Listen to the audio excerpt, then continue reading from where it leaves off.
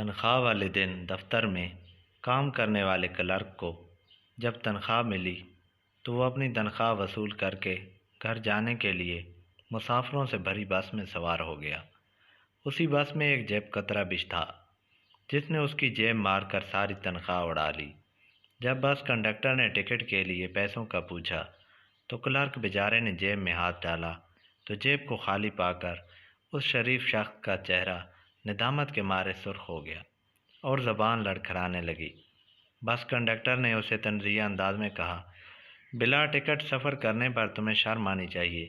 ظاہری حلیے سے دیکھنے میں تو معزز شخص لگتے ہو، مگر تمہاری جیب میں پھوٹی کوڑی بھی نہیں ہے۔ جیب کترا جو پاس ہی کھڑا تھا اس نے کنڈکٹر کے کندھے پر ہاتھ مارا اور کنڈکٹر سے کہا، میرے بھائی، اس شریف شخص کا تمسخر اڑانا بند کرو، اس کے ٹکٹ کی قیمت میں ادا کروں گا۔